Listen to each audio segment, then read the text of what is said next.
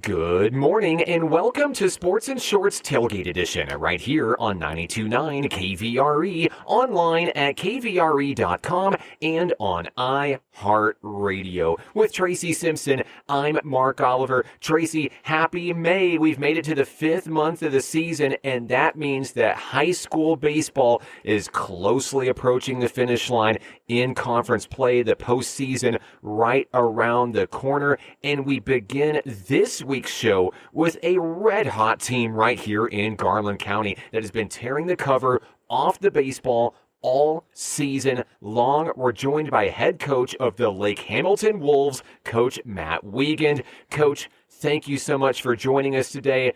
Let's talk about your guys a little bit. It's been a great year so far. Your guys have really stepped up offensively, defensively. What's the secret to having such a successful season as we look ahead to what should be a very good May for your squad? Yeah, thanks, guys, for having me on. It's been a good year so far. The key is, man, we have a lot of upperclassmen that have a lot of experience. We have 7 seniors on the field, and we fill in with 2 or 3 juniors. We do have 1 sophomore who's been, as of late, has been doing really good for us, but overall, we have a lot of veterans out there, older guys, and everybody's contributing. So it's been a good year so far, and looking forward to see how we finish down the stretch. Now, Coach, we know where the record is right now as we kind of get ready for the postseason, but let's talk about some of the big moments that got us to this point. In your opinion, and maybe it's on the field, maybe it's off the field, but what are some of the Wolves' biggest moments this season? Yeah, I mean, we got a tight group. I mean, we really do. Our chemistry is as good as I've been a part of in 15 years of coaching. It starts with our seniors. We had a tough one. You know, we had to open up conference week 1, and we had a tough road loss at Arkansas High. But, you know, showing the leadership of our team, we bounced back, had a huge win against Sheridan, had a huge win against Lakeside, at Lakeside, and really got things going. So like I said, we've had a good run here, and we had a tough loss, last week against Lakeside, but we're still sitting in a pretty good spot here in the 2 spot to make a run in the state tournament. Yeah, you mentioned that loss to Texarkana at the beginning of the season. You roar back and you take down the Razorbacks later in the year. You beat Lakeside at their place. They take care of you at your place. Let's talk about that loss for a moment and maybe just rip the Band-Aid off. What did you say to your guys following the loss to the Rams, and how can a loss like that energize a team going forward? Oh, yeah. Well, I mean, in all honesty, it was 2 really good teams going toe-to-toe. We lost 5-2, but it really came down to just 2 timely hits that they had, and we couldn't ever get that timely hit. I mean, we had runners on all night long, but again, you're going against a really, really good team. The first time we played them, we got the timely hit, and they didn't. And then this time around, they got the timely hit, and we didn't. But I wouldn't be surprised if you don't see both of us making deep runs in the state tournament, because I think both squads are 2 of the best teams in the state, not just in 5A, but overall. I think both teams are sitting here at 20 wins on the season, and just 3. I think we got 3 losses, they got 5. So just 2 really good ball teams going at it, but our team's excited. I mean, it was a good game, 2 good teams. They know that there's a lot more in store for this team, and they have a legit shot to make a run at a state title. So, and then it shows. You know, we had 2 games earlier this week, and they bounced back with 2 wins, and then we got two games the rest of this week with to finish out this week with Sylvan Hills and Benton, 2 central teams, to kind of see how we match up against those guys. But we squared off against Maumelle, which was a central team, and actually 10-run them at our place. And so we're feeling really good about our chances to make a run at a state title. Coach, like you said, you've got some experience with these seniors, and you've seen these guys grow up a little bit. Now, have you had to change your coaching style with this particular bunch, or have you just been let them go at it? Have you had to shift any kind of positions on the field or any batting orders or anything like that, or you just sort of sticking with the flow? Yeah, so we've, the batting orders kind of stayed the same. As far as my approach, I've been traditionally a kind of a small ball guy and moving runners over and this and that. But this lineup is so stout that we just let them go, man. Not a lot of sack bunts this year, just letting them hit, and we have some guys that have a legit shot to break some school records when it comes down to as far as stats. But our seniors, Caleb Rouse, and he's been our leadoff all year, and he's committed to South Ark, but he's a legit 5-tool guy. I mean, he can hit for average, he can hit for power. He's taking runs off the board, just making plays in the outfield, throwing guys out at home, strong arm. Cameron Hale, senior, another senior second baseman, corner guy. He holds a school record right now for hits in a single season. Just one of our better hitters, and we got Landon West, shortstop, our leader, senior. He's hitting over 400. I think most of our seniors are hitting high 300s, over 400. Then you got Hayden Barton, and you can talk about moving guys around. Hayden Barton's kind of we call our Swiss Army knife. He's our utility guy. He's played third base, first base, outfield. He's played wherever we've needed to kind of fill in, depending on who's pitching. And then you got Drew Reeves. He's had some big-time hits. Blake Cribb, another senior, some big-time hits. And then two juniors, Coy Autry and Carson Jackson, have had huge impacts in the lineup. And we actually have a left-handed junior, Elijah Stack, who's won some big-time games for us on the mound. And then a sophomore, Devin Hudson. He's starting to DH for us. He's a left-handed hitter, and he's hitting over 400, and he's just wearing it out. But overall, all this it's probably the best 1 through 9 I've had as far as an offense. There was a stretch there. I think we'd outscored our opponents 60-1. Wow. In a 6-7 game stretch. But these guys can really hit. They're good. They compete at a high level, and we got good pitchers on the mound. Just like I said, overall this is probably one of the best teams I've had, if not the best. And we like our chances to make a run at the state title. Yeah, so Coach, when you have such a successful team, such a talented group like you've talked about, when it comes to goal setting, what are some of the goals that you guys are working toward right now to continue getting better every day, so when the postseason is here and when it's win or go home, you guys keep the wins rolling? Yeah, so we think long term, but we try to keep it in the present. Like today we're going to play Sylvan Hills, and we try to keep the main thing the main thing. Today's the most important game of the year, and we're going to prepare that way. We don't fear any opponent, but we respect everybody we play, and we have to prepare that way. And so they really embody that mindset. And every day is a new day. We got to get better today, and take care of whoever's on the for the day. And I think that's why this team and really it started last year, being able to just take it day by day, and whoever we play, make sure we're prepared for that game and not look too far ahead. Sorry, go ahead. No, go ahead. I was commenting on that. That's a great approach right there. That one game at a time. You see that with a lot of these guys that end up winning the championships and stuff. Just one game at a time, right? Yeah, I think that's how you gotta look at it. I think if you get caught looking ahead or you overlook any opponent, it'll jump up and get you. So we try to respect every opponent, respect the game, and we just try to do things the right way every day.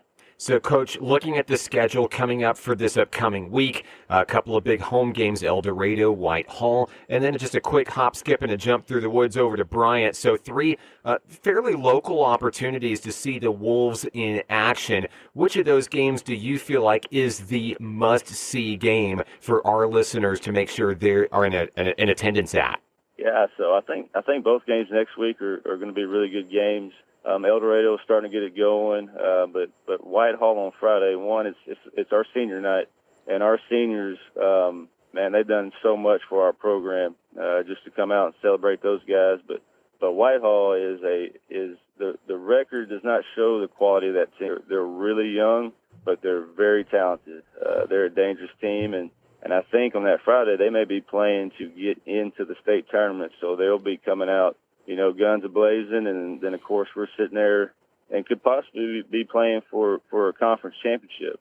We need Lakeside to drop one more game for that to happen. We're one game behind them, but if they do, it could possibly be playing for a conference championship on senior night, which would be a huge moment. Coach, I noticed that you guys have got a great following, of course, not only with the senior team, but everybody else on there. Man, it's unbelievable. I've driven by there and sort of watched some of them, And you talk about having the stands full. That's something else. I mean, that's impressive, Mark, when you have the visitors coming over to watch the game, huh? Oh yeah. Well, the support, first of all, here at Lake Hamilton, the community support is unreal.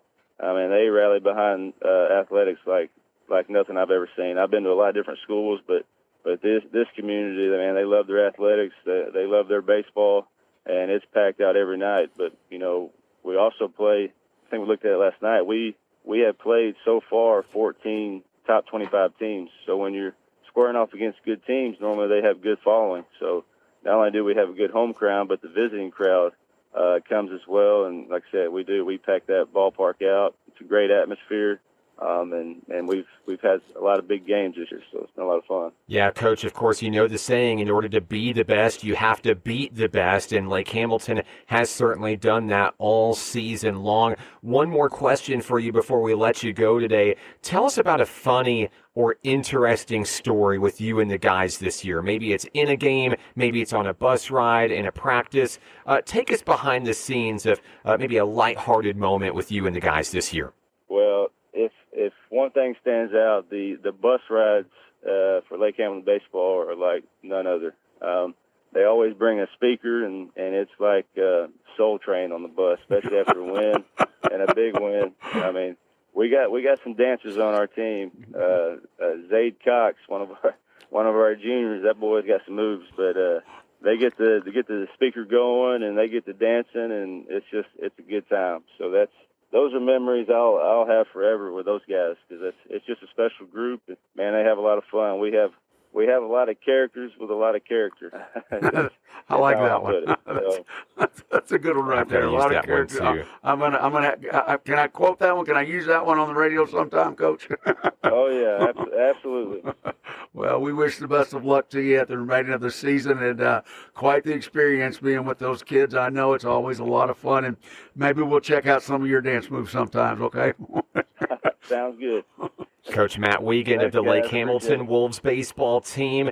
More on today's show coming up next. Don't go anywhere. Sports and Shorts Tailgate Edition continues in a moment on 92.9 KVRE. Second quarter coming up. And we're back. Sports and Shorts Tailgate Edition on 92.9 KVRE. He's Tracy Simpson. I'm Mark Oliver. Tracy, we didn't even get a chance to talk about the 2025 NFL Draft on last week's show. Now that we've had a week to marinate on things, there are a lot of big stories that came out of this event, one of the most watched NFL drafts in history. We talked ad nauseum about the college football scene and the level of talent coming into this draft all throughout the college football season. And many teams, in my opinion, made some very impressive moves to help move the needle forward for their respective organizations. There's a lot of big winners, in my opinion. There's a lot of big losers, in my opinion, as well. Let's start with maybe the biggest winner of the NFL draft. And for me, I believe that the best team, the team that came out on top when it was all said and done, was the New York Giants.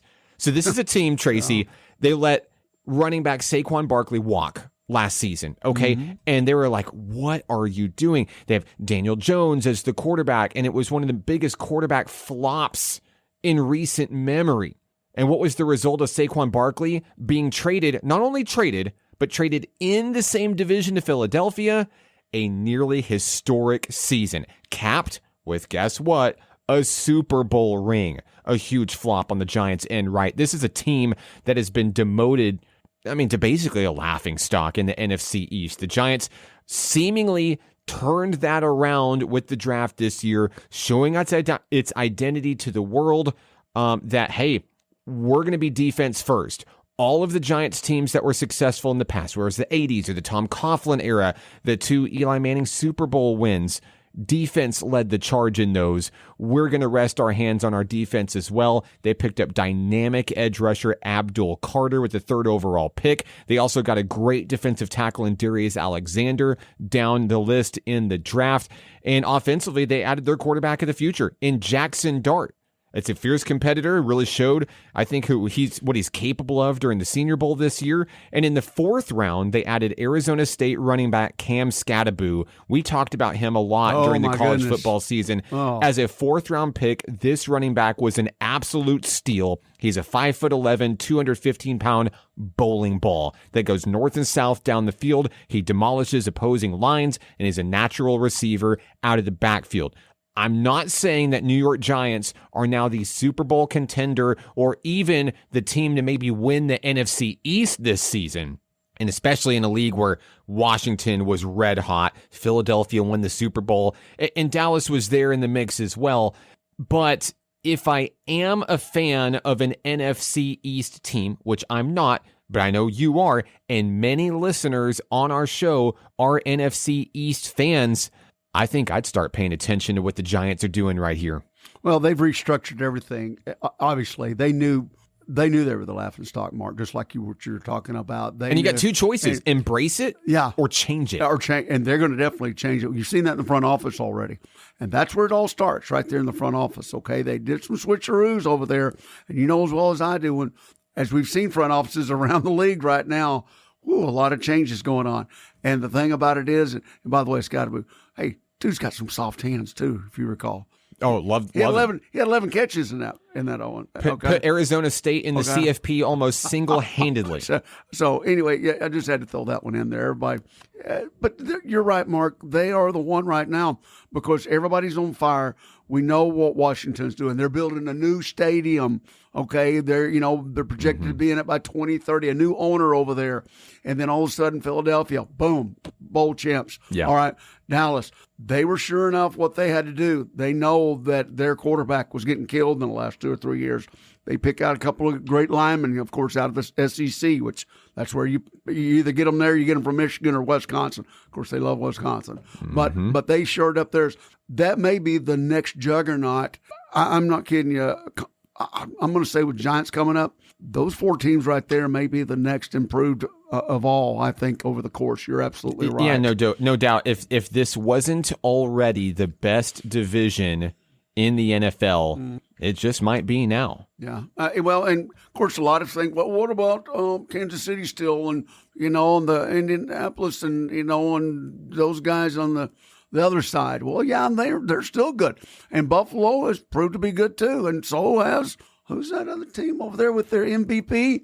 Yeah, we know what the Ravens are all about. Oh yes. Okay? Oh yes. So yeah, they're still huge, but the difference is you're seeing the NFC pick it up a little bit more because they know what they were up against. And you're seeing these teams, you know what else, Mark? I'm going to go back to what you were talking about. Younger teams, they're starting to build from the ground up more and more. Not that they don't rely on veterans, don't get me wrong. But like you were talking about, that quarterback coming from Ole Miss, that kid's good. That kid's real good. And yes, he is. And if he's got somebody and they've already shored up their line. They just had quarterbacks that weren't making right decisions, or they had offensive, maybe coordinators that weren't making the right decision. Well, they've changed all that now. So we'll see what happens, but I think you're right, Mark. I'm on track with you on that one, too. The talent looks really, really good. Now it's up to the front office and the coaching staff to get it right because they got it right in the draft, in my opinion. Huge winners in the NFL draft. So you have the New York Giants as your big winner in the draft as well. Let's talk about the biggest loser of the NFL draft. Look, there were a lot of huge moments in this draft, from Cam Ward going to Tennessee with the number 1 overall pick, to the big trade between Cleveland and Jacksonville to send Travis Hunter to the Sunshine State, a franchise-defining move that a lot of teams needed to make, but Jacksonville had the guts to make. Huge move. Big moves during the NFL draft, but unfortunately, the main story that dominated this draft was not who got chosen in the first round, but who didn't get chosen in the first round. Colorado quarterback Shedeur Sanders, the son of Hall of Famer Deion Sanders, originally said that he would pull an Eli Manning if he was drafted by the Cleveland Browns in the number 2 spot. Well, good news for Shedeur, he didn't get picked there, but the stars aligned, and ironically, comically, he still ended up in Cleveland, but in the 5th round. This is a quarterback that many NFL analysts, and when it comes to the NFL draft, I love watching all this commentary from the professionals, from the amateurs. Everybody thinks that they know who's the best pick and who's the best talent for this. Shedeur Sanders was highly regarded, not only as a top quarterback in this draft, but a top 10 pick in this draft. So what happened here, Tracy? Well, for one thing, they started comparing apples with oranges is what they did. And let's go back a little bit. Okay, you ready? Okay. All right. You've seen Cleveland do this before, matter of fact, in other drafts. So are they banking on next year? Because right now they've got 5 quarterbacks up there. 5. They do have 5 quarterbacks right now, and that's a big deal. Joe Flacco. Yeah. They have Deshaun Watson, who's expected to miss most of the season with an Achilles. Right. They have, fresh off of a Super Bowl, Kenny Pickett. Yeah. They drafted Oregon superstar Dillon Gabriel before Shedeur Sanders. So why pick 2 rookie quarterbacks in this draft when you've got, I get it. Flacco's old and in the twilight of his career. Pickett is trying to get out of a backup situation. He's probably a forever backup. He's going to make a lot of money doing it. Yep. Deshaun Watson is probably not going to do anything there. 5 quarterbacks in your quarterback room. Mm-hmm. Why? It almost felt like a mercy move to take Sanders because there's a lot of teams that need a quarterback. New Orleans, Pittsburgh. And in the first round, they said, you know what? Nope, not our guy. Not our guy. Now, in my opinion, one of 2 things happened here. And I think it begins off the field, off camera in these pre-draft meetings. Either the teams were turned off by Sanders' overconfident attitude, or they legitimately felt that he just was not as advertised as when it came to his QB abilities. You know, teams that have quarterback needs are also teams that have needs to win games. And regardless of where you stand and where you think he is as a quarterback, they just retired his jersey at Colorado after not really doing. A great talent, yes, individually, but as a season, what did they accomplish? I don't know. But look at his stats, though, Mark. That does not reflect somebody that you retire a jersey for. Well, when your dad's the coach, I guess you can do whatever you want. Maybe at Colorado it was great numbers, but not on the overall, if you look at the big picture of it all. I think what happened here is that NFL scouts and managers and coaches decided we're not sure that he's a starter. We think that maybe he's a backup, and if he is a backup, that adds additional baggage to us because we're not going to come in and make him the starting QB week 1. He's going to have to grow behind somebody else, but he's loud. He's has a big social media presence. Unfortunately, he's a distraction. That's the deal. Now, whether it's, let's say he's in as a backup and he's behind Joe Flacco and the Browns start losing. Well, guess where those media interviews are going to go in the locker room? Are they going to go to Joe Flacco? Hey, man, why'd you lose the game? They're going to go to say, hey, when do you think, Shedeur, when's it your time? Hey, coach, when are we passing on Flacco going to Shedeur? When is it Shedeur's turn? When your backup quarterback will literally leech all the media attention, how does that foster a healthy locker room? Well, let's go back We've seen it before. Yeah, let's go back a little bit. We've seen it with Tim Tebow in the past. There you go. It does not fall. So teams that need a quarterback are already teams that are losing and are trying to increase their standing. They want to win games. And yeah, maybe the media spotlight will help bring attention to the team, but only if you're winning games as a result. Picking Sanders after Dillon Gabriel tells me there's no confidence in here. And look, maybe this is a Lamar Jackson situation. Maybe everybody's wrong. Maybe he comes in with a chip on his shoulder, proves everybody wrong, and really makes a name for himself. But there's something going on behind the scenes here that we just don't see. Well, Mark, and look at this right here. Let's go back not as far as Tim Tebow. Let's just go back 3, 4, 5 years. Who's quarterbacking now at Tampa Bay? And what happened there? Look at all the media hype that he got. You couldn't turn the TV on without a commercial with one industry or another giving him millions. Where did he take the Browns to? Huh? Well, I'm sorry. Okay. You can also make the argument that Cleveland is where quarterbacks go to die. To die. Well, and then Tampa Bay comes along, rejuvenates. Well, he went somewhere before that. But then now Tampa Bay finally ends up with him. But you don't see him on the TV as much in media. This is true. And now look what Tampa Bay did last year and the year before. Yeah, okay. And this is a post-Tom Brady Tampa Bay as well. Exactly. So I think the teams are starting to get it right and deciding, you know what, the media attention is cool, but we're not there yet as an organization. When we start winning games, when we start actually challenging the AFC North, then let's have that spotlight on us, because then we can handle it. We can flip the narrative like, no, look, we're winning. Look what we're doing. We're challenging for the playoffs. We have a deep run ahead of us. Cleveland just doesn't have that right now. And I was very, very surprised. And of course, I'm watching Twitter. I'm refreshing Twitter literally like every 5 seconds as the draft is going on. And I can see the Cleveland fans, because remember, the Browns had the number 2 pick in the draft. They had that opportunity to get Travis Hunter. Yeah. They trade down Jacksonville. I know I talked about New York Giants. Jacksonville got a huge player there. Now, whether Travis Hunter can be successful on both offense and defense in the NFL is another story. And fun fact, and I believe this is going to be true, he will have to change jerseys every time he switches between offense and defense, because he can't wear the same number. I think you got a quarterback at Jacksonville that's going to say, can I have him for one whole quarter? Yeah. Instead of trading out that jersey. Yeah. I don't think, and that might be the missing link, which we'll talk about as we get closer to the. Hey, Jackson, I remember the Saxonville Jaguars. Yeah, I'm waiting for that to return. Going to the AFC Championship game years back, I'm ready for that Jacksonville to come back. I don't know if it's going to come back this year, but getting Travis Hunter was a franchise-changing decision. And I think it's going to be a really good one for the AFC South, which is probably the worst division in football. They were all, we talked about this, they were all under 500. Think about that. All under 500, Mark. You can't. Did Cleveland make the right move trading the number 2? No. Absolutely not. Well, that's what I said. They did this in the past. History is just going again and again and again and again. And guess what? The dog pound, it doesn't have a lock on the gate.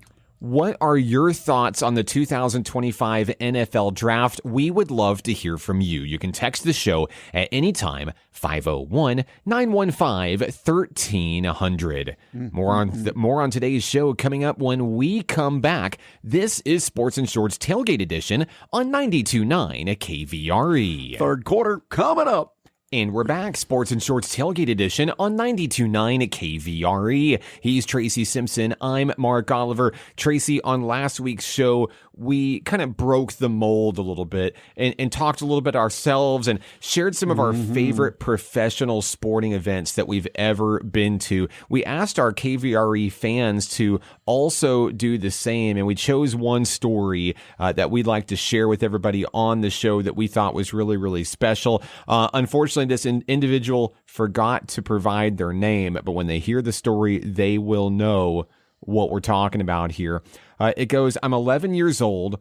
We're not a very financially stable family, so we don't get to go to professional sporting events often. However, once a year, we go to see the Cincinnati Reds when they come to town to play the Chicago Cubs. His dad is a huge Reds fan, and he loves Pete Rose. Consequently, his kids also love the Big Red Machine as well. They go to Wrigley Field early to watch batting practice, and Dad asks the Andy Frayne, the security guy at Wrigley Field, if they can go down to the box seats to watch BP up close, since their seats are kind of the cheap seats up in the grandstands. So the security lets them through with the stipulation that they've got to be out of there right after BP is over. So they're right by the Reds dugout, and they see, guess who? Pete Rose. He's hitting left-handed to the 3 guys he's playing with, and then he switches around and hits right-handed, and he's switching back left, he's switching back right. He's using the bat as like a pool cue, using the fat end of the bat, and starts playing pepper with the fat end of the bat like a pool stick. And, you know, you think they'd be done after that, but his impressive ability to switch the bat around and work as a switch hitter was pretty impressive. In the eyes of an 11-year-old child. And of course, when our listener got home, he said he tried to duplicate it with the I know, and foul the ball off of his knuckles, his chest, his chin. He wanted to be like Pete Rose. He said he never accomplished it, but seeing him in person inspired him to try to be like the late great Charlie Hustle. Yeah, no doubt about that. And what a great story. We want to thank you for sending that one in. That was a great one. But yeah, I mean, at one point, I think everybody wanted to be like Pete Rose. I remember watching, this was at the Diamond in North Little Rock, and we actually, there was the All-Star team here from Hot Springs. You know who was on the team with me, of course, Mr. Mountain Pine. Yep. And we actually, after the tournament was over, were bringing out this big sheet, and we wasn't sure about it. I was like, what's they bringing out?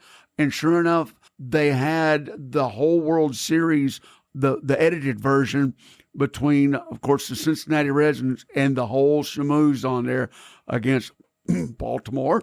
And, it was something special, and we all got to sit and watch. And, of course, Johnny Bench, Pete Rose. Think about that. And who, second base, when Joe used to, smack that. All the kids started doing their arms like that for some reason, And but what a great scene that was. And of course, afterwards, everybody had to pick out the players they wanted to be, and do that. But what a great story, man. We had some good ones, man. Yours, everything. And I've been to Wrigley Field, and you have too. Mm-hmm. And I don't think is there anything like it in the. It's just like a legend. It's like Fenway Park. It's, yes. It's old, and it probably is in need of some major updates. Well, but sure. That's the point. That's the point. It's a relic, mm-hmm. and it's a real. The ivy there. So it's a really cool experience. Another story that I thought of last week was, Brooks Robinson is a player that you love very, very much from Baltimore Orioles fame. And I remember as a kid waiting in line right here in downtown Hot Springs at the Visitor Center when he got the Arkansas Walk of Fame star. And I will never forget. My mom takes my brother and myself, and we're waiting in line. We both went to I don't remember what store. We went to the store and bought baseballs for him to sign. And I'll never forget, my brother goes first. He's older. I don't know why that means he gets to go first, but whatever. My brother Dylan goes first, and he meets Brooks Robinson and gets the ball signed. And then all of a sudden, somebody with the Visitor Center comes and puts their hand down in the middle of the line and say, all right, we got to stop right here. And they stop in between my brother and I. Wait, what? They broke up our family, literally and figuratively, and said, hey, we got to stop. The autograph's right here. We got to get out there to unveil the thing on the ground or whatever. And I remember I started just like ugly crying. I don't remember how old I was. I was less than 10. I know that for sure. I start ugly crying. I'm like, are you serious? Like, what? I'm a kid. What? And I remember handing my ball to Dylan, and I was like, hey, have him sign my ball. They won't let me meet Brooks Robinson.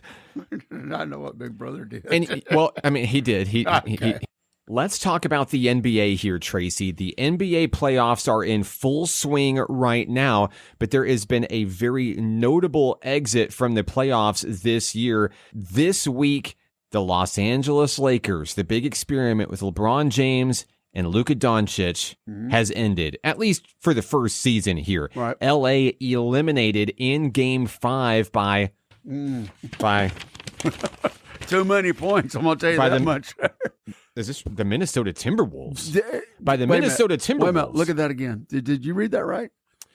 Yes, the Minnesota Timberwolves, who also reached the Western Conference Finals last year, so it's actually not that big of a surprise. This is a good team. We said that 2 weeks ago, though. Now, L.A. is always going to have the spotlight, Hollywood, and the social media, and everybody's talking about the Lakers, even though they're not the best team in the league. Minnesota proved a big point and said, hey, you got Luka, we don't care. There's a lot to break down in this, and first, I think we have to start with the Luka Doncic trade. So the Lakers, we talked about it before. If you're a GM, if you're Rob Pelinka, you have to take this move. You have to get Luka. He's a top 5 player in the NBA. You did trade away Anthony Davis to get it, the injury-prone Anthony Davis, who is also sitting at home on his couch right now. His team didn't even really make the playoffs. But now you go to Nico Harrison, who's been public enemy number 1 in the NBA for months now from this trade. How could the Mavericks make this trade? They were just in the finals. They traded away their star player. What are they thinking? They're calling for his job. They're booing him at games. They're booing him anywhere they go. There's protests in downtown Dallas. What is going on? Well, now Luka Doncic, the golden child, handed to LA on a silver platter, is also now sitting on his couch. So is Nico Harrison laughing on his couch? Did he have a point? Was he right in getting rid of Luka because the defense was not there? No, that was not there. But here's another thing, too. You can't play 5 guys the entire game on that last game. Solid point. Nobody came off the bench. Game 4. Nobody came off the bench. In the second half, the Lakers started the second half with 5 guys and never sat any of them. This is the NBA we're talking about here. A 40-year-old guy. No confidence in your bench to come in. And yeah, LeBron James is not the LeBron James that he was 20 years ago. He's not. And he's in the twilight of his career. I don't think anybody will argue that point here. But of course, losing Anthony Davis, your true center on the team, left a gaping hole. They tried to get Mark Williams from Charlotte, and then he failed his physicals. So they just said, you know what, we're just going to go without a center, see how far we can go, jack up some threes. Well, when the threes don't fall, and Luka shot a lot of threes in Game 5, and they didn't fall. And guess what? They didn't have a big man down low. Guess who did? Minnesota, Rudy Gobert. I know a lot of people don't like Rudy. I don't know if it's because he caused COVID or whatever. I don't know. What? Wait a minute.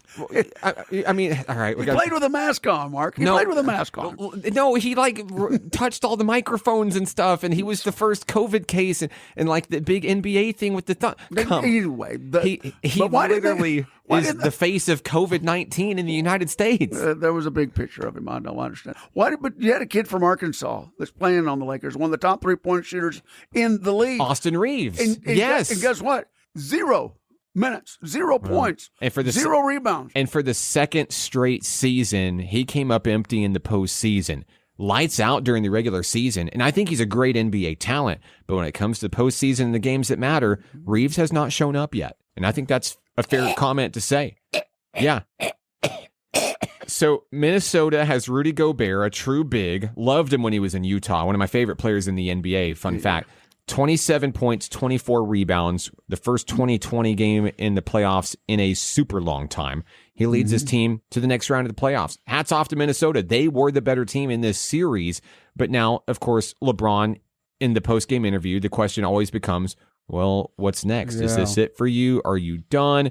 Look, LeBron James, first of all, has nothing to prove to anybody. And yeah, he's 40 years old. And yeah, he's exited in the first round of the playoffs. He's won championships. Is he going to get to 6 like Michael? Maybe he does. But then they'll say, well, look at all the ones he lost, and his 6 is not apples to Mike's. I don't know that he'll ever truly surpass Michael Jordan in the GOAT debate. And maybe that's okay, because LeBron James has done enough for the game. He has proven to do things that I don't think will ever be done ever again in the NBA. He's got records that are potentially unbreakable records, which has kind of been our theme this year. But, you know, he doesn't have to answer to anybody. His main goal was he wanted to play in the NBA beside his son before he retired. He accomplished that this year. Now, whether Bronny James follows in his footsteps and becomes a great player in the NBA, that's still to be determined. But he accomplished that. I think as long as he has gas in the tank, which to me, looking at him down the stretch here, I don't think there's much left in the tank, but he has the right to go out on his own terms whenever that is. I fully assume that he probably comes back for one more year. I don't think that this is it for LeBron James. He does not want to go out in this way.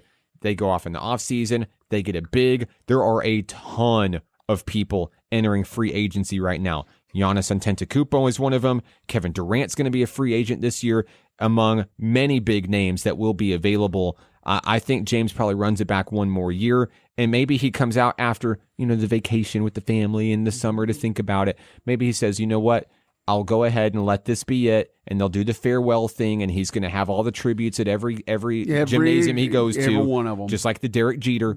But I do not believe this is the end for LeBron James, but there's nothing much else to prove at this point. He doesn't have to win another championship to be considered one of the greatest players of all time. Well, and there's no doubt he's in that same conversation all the time. But Mark, no, it's definitely not his last. Otherwise, they would have had the farewell tour already.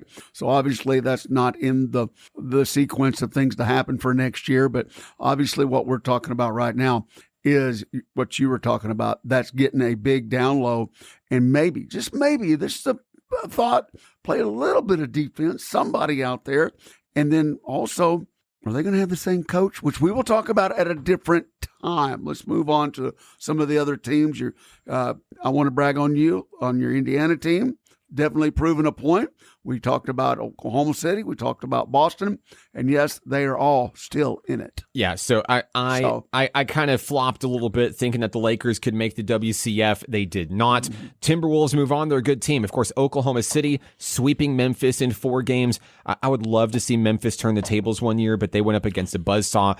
It was not going to happen. Yeah. Memphis is still a good team. I think they'll get better as long as they can stay healthy, stay on the court, and in John Morant's case, stay out of trouble. Yeah. Cleveland, moving on. Boy, hey, man, he is I love Donovan Mitchell. I love me some Spider Mitchell. Unbelievable. 4-0 sweep over the Heat. Wasn't even a contest there. Indiana beats the Bucks 4-1. Pacers Cavaliers is going to be a very big series. And like I said before the postseason started, and I still stand by this statement, the number 4 Indiana Pacers are going to defeat the Cavaliers in this series. Mark it down. Celtics taking care of the Magic. A little bit closer than I would have thought, 4-1, but some of those games were really, really close. I think Boston and Indiana on a crash course for the finals in the West. Obviously, then the Lakers are out of it. It's the Thunders to lose, and it's just that plain and simple. I'm getting my Oklahoma Anywhere account out right now, Mark, okay? Gamble responsibly, Tracy. And I'm putting Indiana all the way now. Hey, that's a good basketball team. Anyway, we've got lots more to talk about coming up. Fourth quarter's right around the corner. Hey, where's my phone at, Oakland? This is Sports and Shorts Tailgate Edition. Please gamble responsibly. Fourth quarter coming up. And we're back, Sports and Shorts Tailgate Edition 92.9 KVRE. We're also online at kvre.com and on iHeartRadio. Quarter 4 is our local roundup. Tracy Simpson's here. I'm Mark Oliver. Tracy, we begin with a big congratulations to the Lakeside Rams varsity boys soccer team. After defeating Sheridan 1-0 on Tuesday, the team secured its 3rd straight 5A South Conference title. Red Hot Rams is the moniker going around in Garland County this week, and it's pretty good considering that the Rams are also set to host the Class 5A Boys and Girls State Soccer Tournament May 15 through 17 at Chick Austin Stadium and Rams Field. Hey, home field advantage for the Rams, who are flying high when it matters the most. Hey, and they captured the 5A South title also in track and field, so you know what? Something's in the water over there. And obviously with their baseball and their football team, you know what? Maybe a good time to be a Ram. But it is a good time to be a Ram. But we've got other big schools around the region that are making paths around here. And I know you've been super busy. Man, oh man, UPC, and playing some quality teams too, huh? It has been the busy season over at National Park College for sure. Of course, big record broken this week. It's a young lady whose name we've called maybe about 1,000 times on the show just this year. Bailey Cowell, the sophomore hurler from Lamar, Arkansas, sets NPC's saves record because why not? It's just another record for her to break. In a 5-4 win at Carl Albert State College this week in Poto, Oklahoma, Bailey comes in a tight ball game. She's usually the starter. She's usually the ace for the squad, comes in and slams the door and gets her record-breaking save. So now she's the all-time leader in wins and saves. She's second all-time in strikeouts and fastly approaching the number 1 spot. And of course, in opening day this year, she had the program's only perfect game.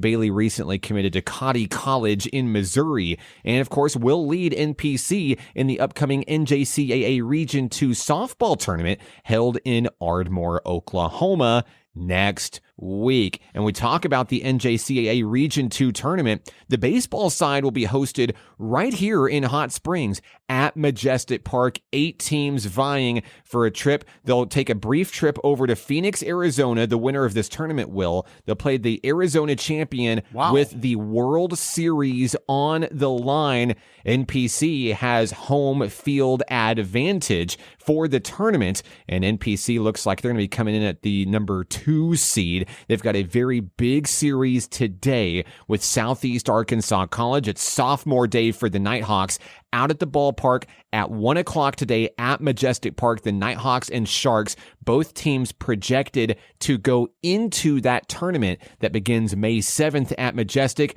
These games today are a really, really big deal in terms of playoff seeding. But hey, Home field advantage, we talked about it with the Rams. It's going to be big for the Nighthawks as well, looking to take home their first ever Region 2 baseball championship. If you can't make it out to Majestic Park, the tournament is May 7th through 11th. I happen to know the guy that will be broadcasting all 15 games of the tournament.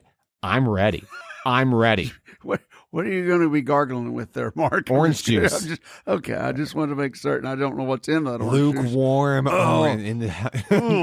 No, just kidding. I'll have a lot of ice water with me as well. Ice water and orange juice, and that is it. You can catch all the games streamed online, even if NPC is not your team. Maybe you're a fan of one of the other teams competing. That's okay. np.edu/live. Bookmark it because we will be busy bringing every single pitch of the tournament. We've upgraded to a 4-camera setup for this tournament, the first time ever for NPC baseball. It's going to look good. It's going to sound good. And it's going to be some of the greatest college baseball that you will see. A lot of local talent, like we always talk about, playing there. So, you'll have some of those, family atmosphere there. But once again, Majestic Park coming out, unbelievable. Man, oh man, some games this week. I went and saw several of them over there the other day. My nephew got to play. That was so much fun watching him. And, it was just a lot of fun. Hey, a big shout out to the Bigelow softball girls. Yeah. They won the 2A region, so automatic bid to the next level. But, coming up 2-1 over B Branch. Matt Mayo, congratulations to him. And baseball now today, we'll see if the boys can come through. So we'll see what happens with that. A lot of teams around the area right now are just that close, Mark, that close to getting to the next level. But once again, we cannot express enough about how Majestic Park. I know we talk about it, but it's an unbelievable environment, Mark, isn't it? I mean, everything from not only the fan aspect, but to of course, the fields, but just the whole scenario, the whole area. And it's just good to be around and a lot of fun to be around it. I can't wait for the next one to come through. And of course, I'll be over there supporting you on those. There's no doubt about it. I got to give a big shout out also. Today is the last day of the live meet at Oaklawn. And it just so happens that a horse that we were all following last year with Hot Springs connections, Mystic Dan, who won the Kentucky Derby last year, will be racing today, latter part of the card. But it's also the Kentucky Derby today, a little bit later on. So a lot of connections there as you see some of the horses that were riding, were here at Oaklawn, and you'll see them competing at the Kentucky Derby with some of the jockeys that were riding here will be there, and also some of the trainers. So a big day out at Oaklawn and at Majestic. The whole area, Hot Springs is hopping right now, Mark. Hot Springs is hopping. You talk about Majestic Park, of course, we're there on either Monday nights or Tuesday nights, typically for T-ball, for Rivers team. And I'm telling you right now, maybe the city of Hot Springs' next big project is a giant parking garage for Majestic Park patrons. Where do they go? Well, because last Saturday, Ben had an AAU basketball tournament right there at Champion, right next door to Majestic Park. Right. River had baseball. I had 2.5 Nighthawk baseball games, and that place, I'm telling you, it's kind of a hike to get to the park because so many people want to be there. So many people there. It is the mecca of youth sports, high school sports, a lot of high school tournaments there this week, 3A state tournaments there. What an incredible facility for this area and all the surrounding areas that come here to enjoy it as well. So that's our show this week, Sports and Shorts Tailgate Edition. We're here every Saturday morning at 10 a.m. on 92.9 KVRE. Hey, and share your stories with us. If you have a team that you want us to talk about or feature, let us know. You can text us anytime, 501-915-1300. We want to thank Coach, too. Special thank you to Coach Matt Wiegand of Lake Hamilton Baseball for joining us on the program. Good luck the rest of the way, Wolves. And of course, whether it's sharing a personal story about your favorite professional sporting event you've ever been to, or maybe a youth memory or something that inspires you here in Hot Springs. I talked about my Brooks Robinson story. Let us know. We love to share your story on the air as well. Once again, that text number is 501-915-1300. Big shout out to DC too. He loved that story because he was actually there when it happened when I was with the Dallas Cowboys. Oh, yes. And Minnesota Vikings. So one of our listeners was actually there. I played football with him forever. So he was there when it all happened. So, and he laughed right along with us if we were telling those stories. Good stuff, Mark. Yeah, Appreciate it. absolutely. All right, that's Sports and Shorts Tailgate Edition. We'll see you next week. For Tracy Simpson, I'm Mark Oliver. Game over.